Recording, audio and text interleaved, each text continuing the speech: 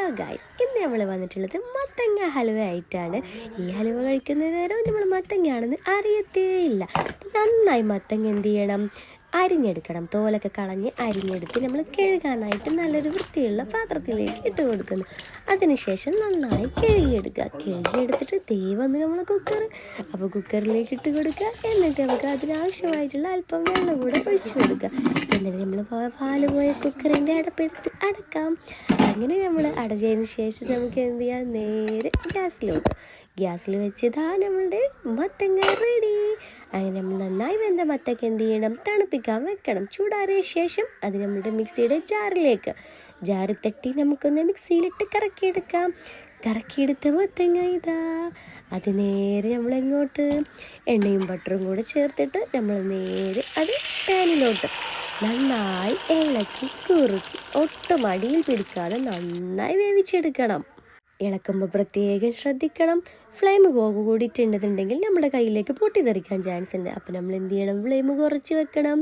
അപ്പോൾ ഫ്ലെയിം കുറച്ച് വെച്ച് നന്നായി ഇളക്കിയെടുക്കണം മക്കളെ, എന്നാലാണ് ഇതിൻ്റെ ടേസ്റ്റ് കിട്ടുക.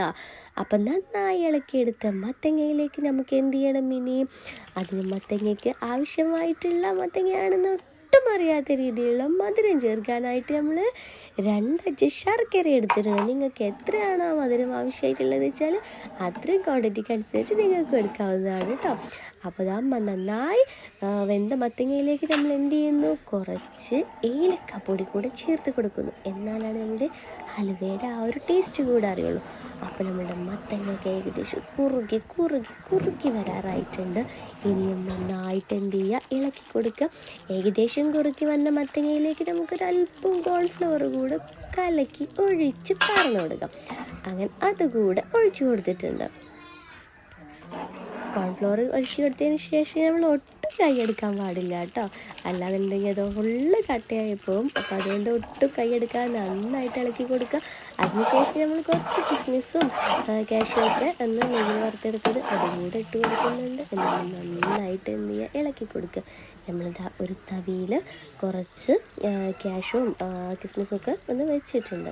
അതിലേക്ക് നമുക്ക് എന്ത് ചെയ്യാം, ഈ ഒരു മത്തങ്ങയുടെ സെറ്റ് കൂടെ ഒഴിച്ചു കൊടുക്കാം.